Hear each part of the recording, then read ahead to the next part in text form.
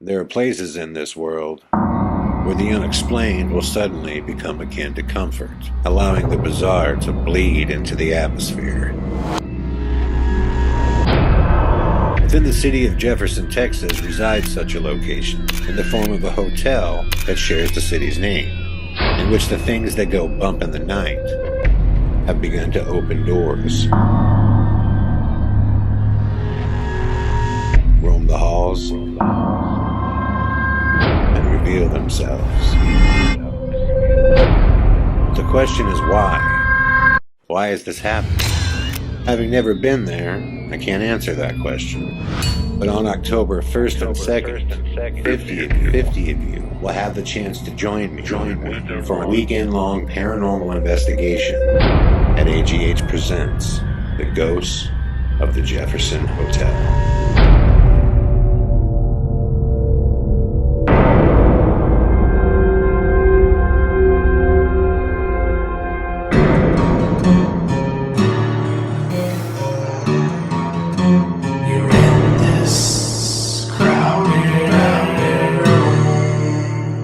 Hey, what's up everybody?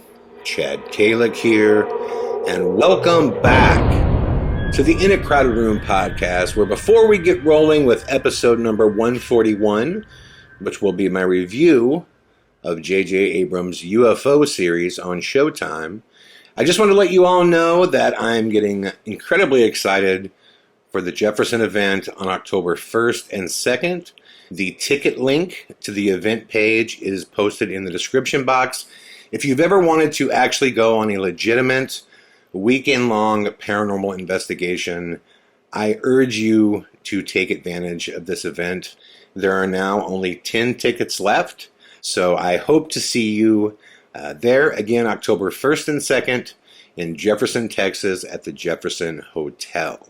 Also, I wanted to thank you guys for allowing me a little bit of time to work on the film project that I am currently in production on. I promise you in the Q&A episode, which is coming up very soon, I will talk more about what that project is, which I think you're going to be incredibly excited. And also, 74 Minutes is coming along very well, and I definitely think that we will make the release date of Halloween for that. If you haven't seen the trailer to 74 Minutes, it is basically a thesis, a collection of all of the evidence that I've captured over the past 25, actually 27 years now of investigating the paranormal. These are the clips that I cannot find answers to, and also what those pieces of evidence have taught me, right? And also, I just think it's very important that, you know, if we're going to call ourselves paranormal investigators, that we put our evidence out there for the world to also see and to try to debunk as well, right? I never want to say that it's impossible that I could have missed an answer to something. In fact, I think, debate and putting evidence out there is at the core of what it means to be a paranormal investigator. So, really excited about that. And last but not least, I got a new computer. Thank God. The old one was just really on its last leg. And that's what has kind of slowed down the new episodes of the In a Crowded Room podcast over the last week. But thankfully, we have enough, or a big enough library now that you guys have been enjoying the flashback episodes, the best of episodes. So thank you guys for revisiting those. There's a lot of good stories on here. We're up to, like I said, 141 episodes. That is crazy, right? Crazy. And as always, man, your comments, your thumbs up, your likes, your subscriptions, all that stuff just pushes me to keep making more. And also, I should be done with the Patreon page by tomorrow. I've been thinking about what I want to offer with it, and I think one of the coolest things I can offer all of you is just an insight to my travel, and especially as I'm filming the new film that I'm working on right now. I got a lot of crazy things that I'm going to be doing. For example, On the 22nd, I'm actually going on a police ride-along, believe it or not. I know you're probably thinking, what movie are you making? What is this about? You guys will all see in the future. It's very different. It's very large in scope. But I think Patreon is a cool way to kind of show you those videos from the road and to show you, what I'm doing and give you an exclusive look at behind the scenes. So that's going to be done, like I said, by tomorrow. And I want to thank all of you for messaging me and saying, hey, listen, I would love to support the podcast with Patreon. Obviously, that would mean a lot to me. As you guys know, because of the content, which is really super weird, I don't understand why YouTube loves to demonetize so many of my episodes, but they do. And so, of course, any support that you guys can throw my way, I would sincerely appreciate. But either way, even if you can't afford to do that, as always, as I promised, the podcast will remain free. And let's never forget, the best way to support what I'm doing is a subscription. Click the bell, for notifications.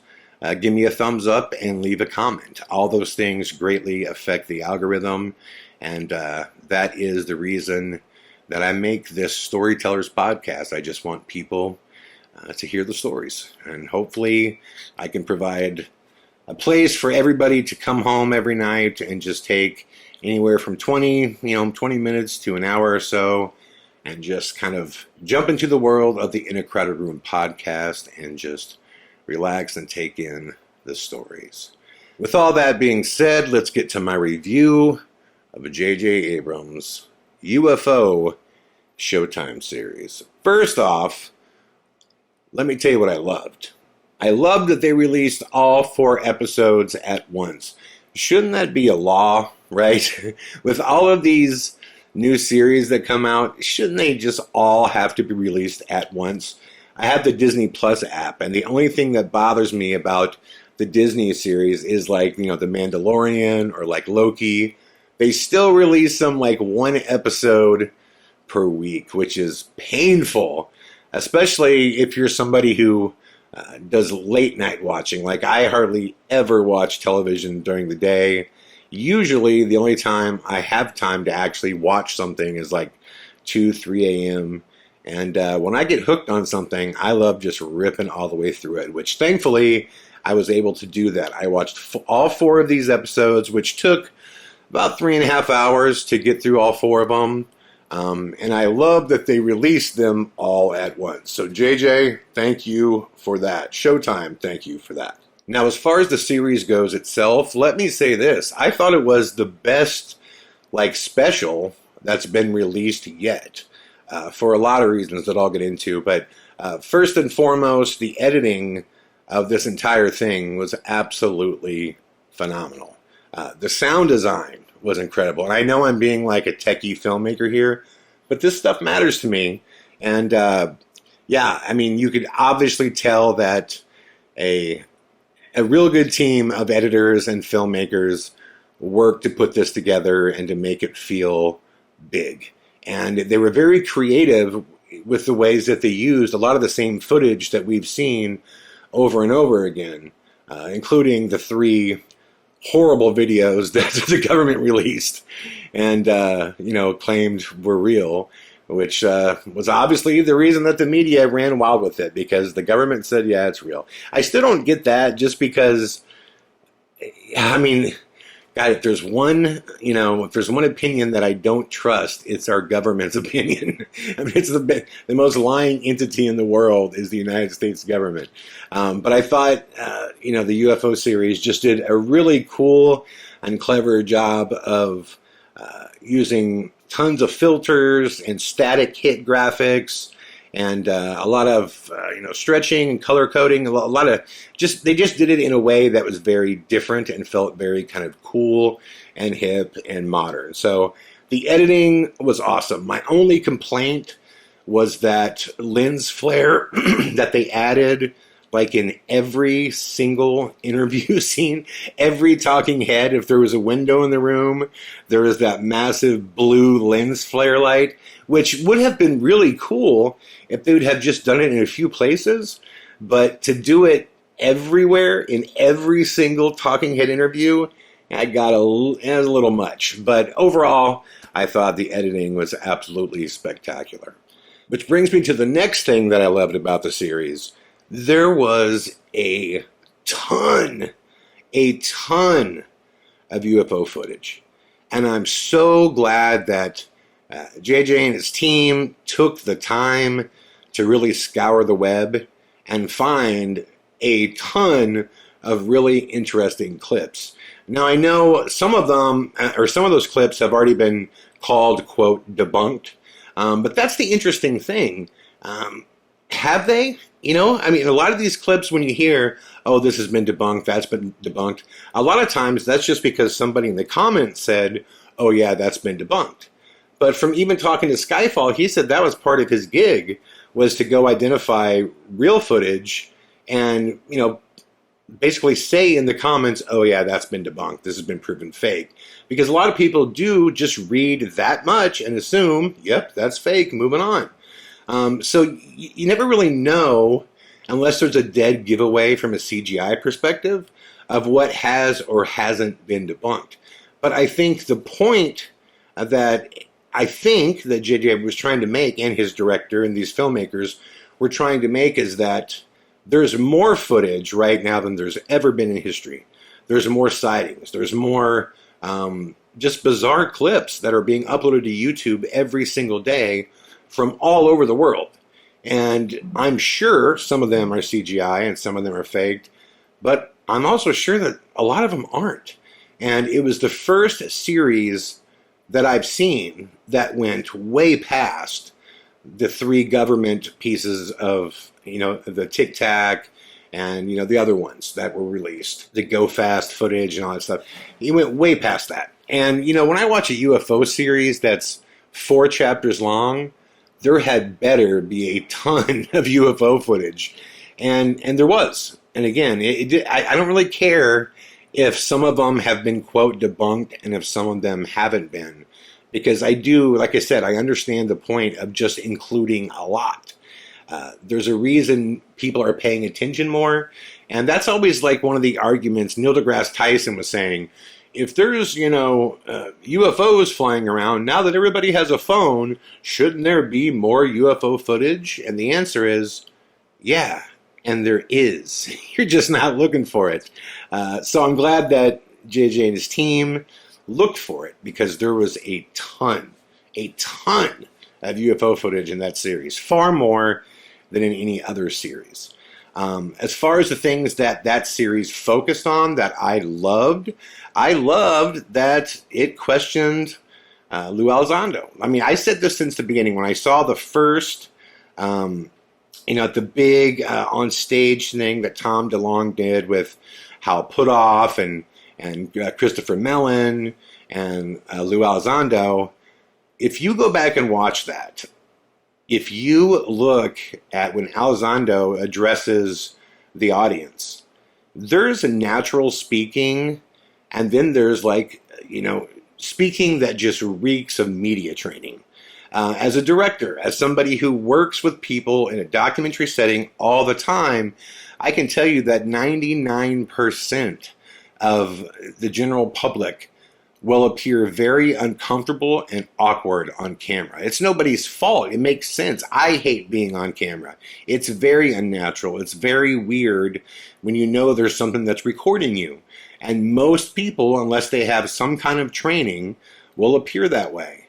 When I first saw Lou Elizondo, before I knew anything about his background, the first thing I said is, man, I do not trust this guy. This guy has had media training of some kind. He appeared to be an actor to me. And what I loved about what the UFO series did is they really kind of jumped into, the mystery surrounding his past. Did he work for ATIP? Did he not work for ATIP? At one point, the government said this guy had nothing to do with this program. And then they later changed their position and said, He was involved with establishing the office for what ATIP was. Um, so there's a lot of questions about his credibility. And especially, I like that they pointed out that he worked in basically disinformation. That's what he was. He was a disinformation agent, which is very similar to what Skyfall said he did. And I also love that this series got into the fact that this is a very real thing, which they had Richard Doty, and they brought up him in the case of Paul Benowitz, where Richard Doty worked for the Air Force, and his job was to basically lead Paul Benowitz, who was like a very wealthy guy that happened to live, I believe he lived in the mountains above Wright-Patterson Airfield. And he was basically photographing a lot of stuff that was going on there, and he believed it to be UFO related. So in order to not give away certain secrets that the military had, including this laser that basically blinded a Russian satellite, this Doty's job was to, lie. It was to lie to Paul Benowitz and make him believe that he was filming all these different alien events. And Benowitz became such a believer that in the end, when supposedly Doty's career was over, he met with Benowitz and said, listen, man, I was lying about this and I was lying about this. And he said he couldn't convince Benowitz that he was lying. Like he had made him such a believer that when he heard the truth, he couldn't swallow it. So this stuff does happen all the time. There are absolutely disinformation agents that is their job. And that is what Elizondo, to me, appeared to be. So when I heard that that's what he was, that wasn't a surprise to me at all. And I guess another big reason that I felt that, and I'm glad this series went into that too, is that you can't be, you're either working for the government or you're not, right? So the idea that, George Knapp and Corbell and Lou Elizondo, all these guys are, if you go to like Corbell's page, it's like, we're mad as hell and we demand answers. And he puts up all these graphics like that. And at the same time, Elizondo's saying that he has national security clearance and that he doesn't want it to be canceled, because if it was canceled, it could like ruin his career, and he knows that. I've heard him talk about this in different interviews. Well, listen, you can't be, or you can't pretend to be this civilian entity that is pressuring the government so much to release these, secret information and classified information. And because you filled out all this paperwork, Corbell has become the leak that disseminates all this footage that nobody wants, the government doesn't want people to see, but, they're presenting this picture like they're holding the U.S. government over the coals. And it's like, listen, man, if the U.S. government didn't want you guys to talk about what you're talking about, they'd stop you. They'd be doing the type of shit that Craig Powell's been going through.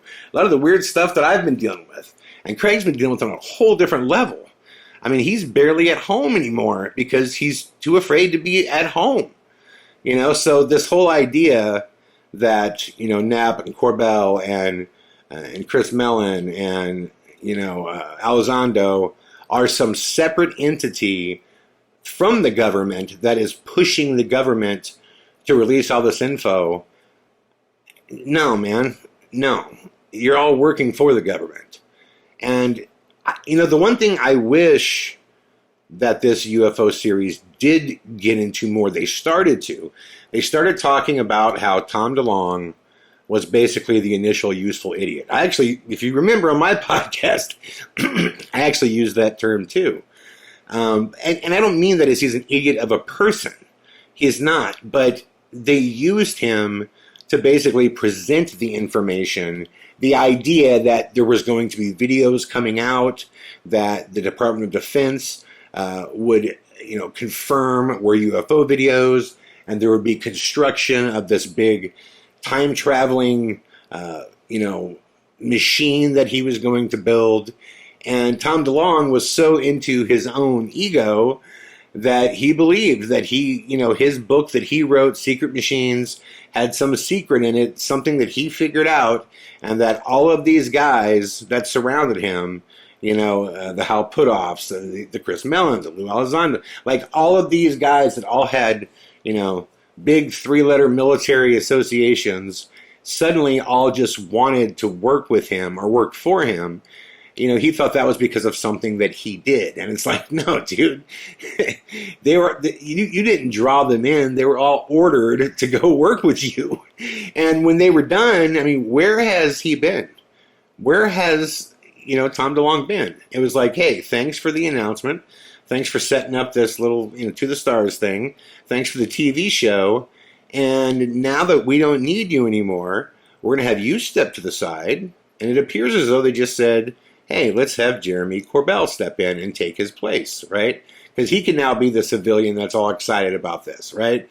And the UFO series touched on, the Tom DeLonge part, that he was the kind of useful idiot. But they stopped short of talking about Corbell really at all, which I thought was really interesting, that Corbell was basically chopped out of the whole thing. I mean, I think it's probably because Corbell he doesn't relay anything new. Corbell he's like the public mouthpiece for not only the government but for George Knapp, right? And he has the same kind of ego that Tom DeLonge did. Where I've seen people say I heard an interview with Secure Team with Corbell where people are basically asking Corbell, how did you gain access, to Commander Fravor and to these other connections? And he's like, it's because of my incredible personality, man.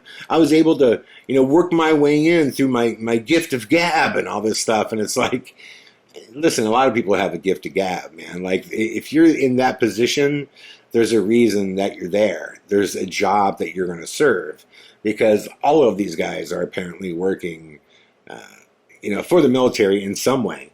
And I think what also kind of proved this, and I thought this was really cool that the UFO series got into as well, is they laid out all the different groups and, from ATIP to OSAP, going back to like Bob Bigelow, and showing how when Bigelow was given this money from Harry Reid, that he actually reached out and tried to make MUFON kind of the civilian investigative hand of his company, which would have made MUFON a government agency if they accepted money from Bob Bigelow. And thankfully, the head of MUFON was a very smart guy and figured out that, no, we don't want this money, because then we're going to have to do what these guys want. And that's how it works with the government. You take their money, you do what they want. So I loved that the UFO series kind of laid out the relationship of all of these guys as not so strange bedfellows. All these dudes have been working together forever, and I'm talking about like Bigelow, Mellon, Hal Puthoff, Lou Elizondo, George Knapp. Like, they're all connected, and they've been connected for 30 freaking years. They've all been kind of doing this. And I thought it was very smart for J.J. Abrams to focus on those relationships and basically say, without coming out and saying it verbatim, like he was basically saying, these guys are all essentially working for the government. That's what I got out of it. That they're all government dudes.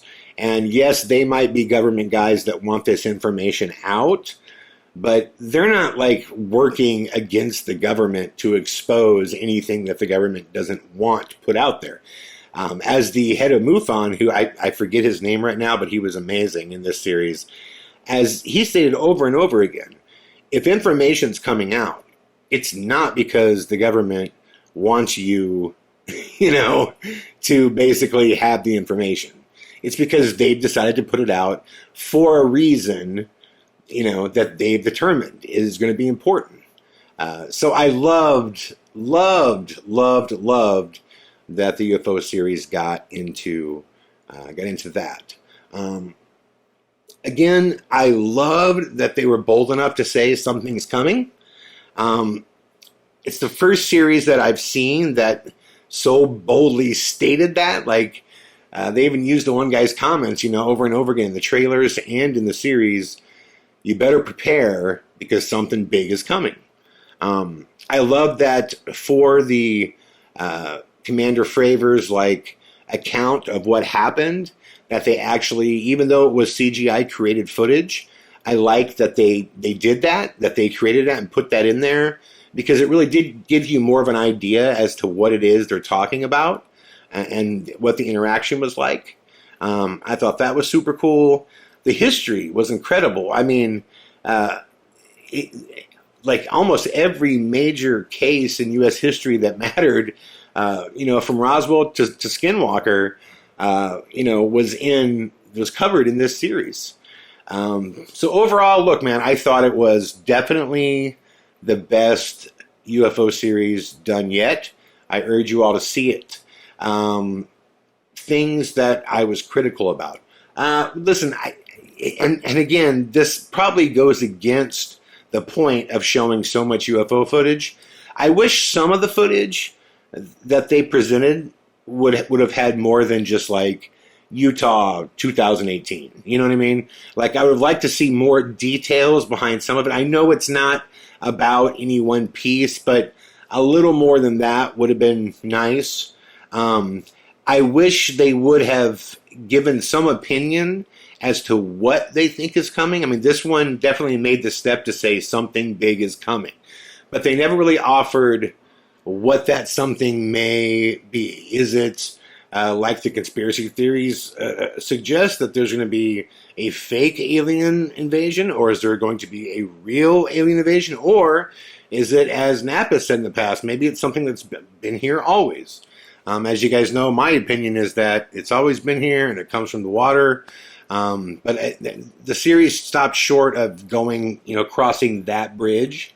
I wish they would have just put something out there to say, this is what we think is coming. That would have been really cool. See what else, any other criticisms that I could think of. No, that's probably about it. I mean, overall, I thought it was done really, really well. I just thought it was really cool. So definitely let me know what you guys think if you haven't watched it yet. Like I said, all 4 episodes are out. I would love to hear what you guys think about it. Leave me your thoughts in the comments below. If it was a 5-star rating, I would give it 4.5 stars out of 5. I'd say it was pretty damn good. So thank you all for listening. Like I said, let me know what you think. And I promise you, I will be back tomorrow with more. Until then, take care, my friends. Much love and all the best.